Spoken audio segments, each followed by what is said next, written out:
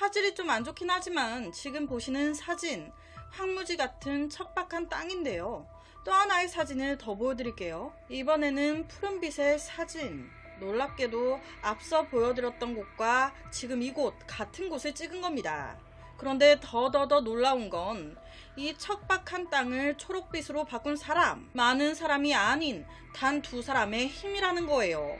그런데 더 놀라운 건 이 기적을 만든 2사람이 장애를 가지고 계신 2분이라는 겁니다.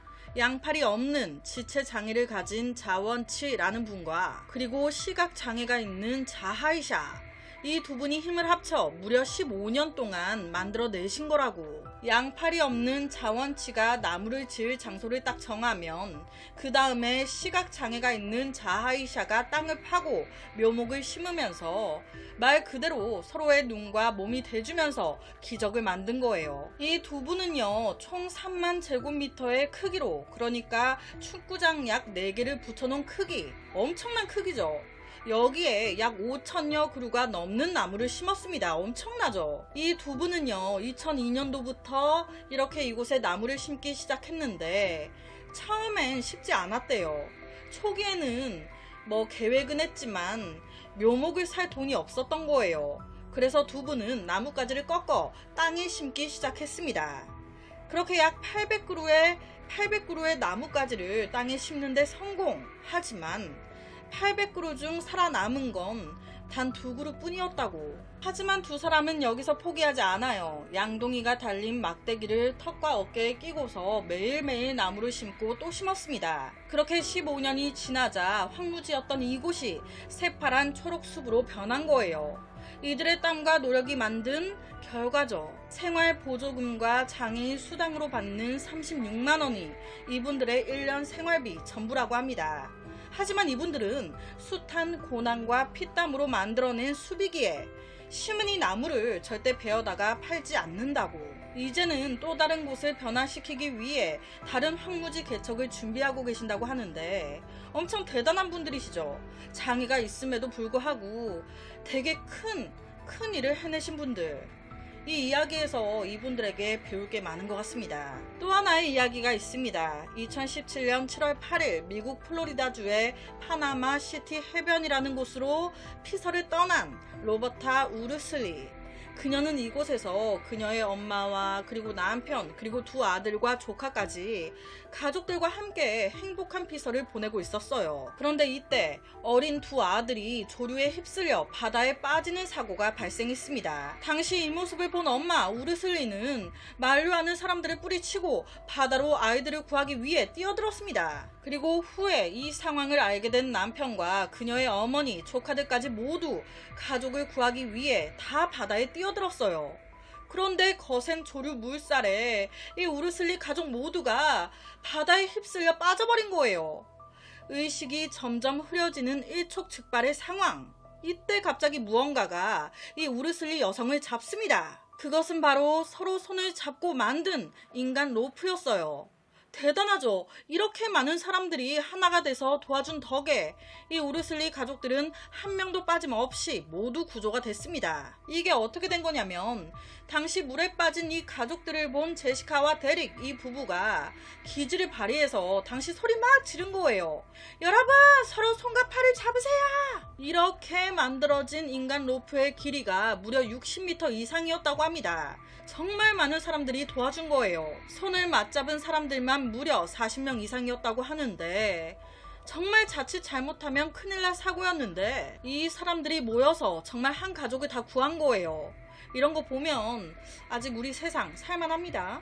그리고 또 하나의 이야기가 있습니다. 미국 미주리주 캔자스시티에서 노숙 생활을 하던 빌리 레이 해리스. 이 남성은요 어느 날 자신이 구걸하던 동전통 안에서 뜻밖의 물건을 하나 발견했습니다. 그것은 바로 값비싸 보이는 다이아 반지. 당시 빌리는 아싸 이게 웬 떡이냐 해서 바로 반지를 들고 보석 가게로 향했어요. 놀랍게도 이 반지는요 가짜가 아니었습니다. 찐. 그래서 실제 보석 가게 주인이 내가 한 400만원 정도 줄 테니까 나한테 이 반지 파세요 라고 제안까지 해요. 그런데 이 빌리 돌연 이 반지를 팔지 않고 그냥 가게를 나옵니다. 당연히 처음에는 고민을 했어요. 그냥 팔까? 그런데 문득 이런 생각이 들었다는 거예요. 누군가한테는 이 반지가 소중한 반지이지 않을까?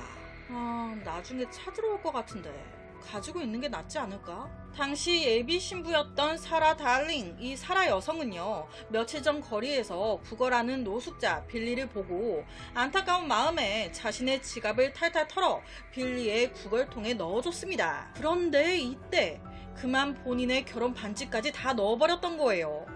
뒤늦게 반지를 구걸통에 빠뜨렸다는 걸 알게 된 사라, 바로 빌리를 만났던 장소로 갔습니다.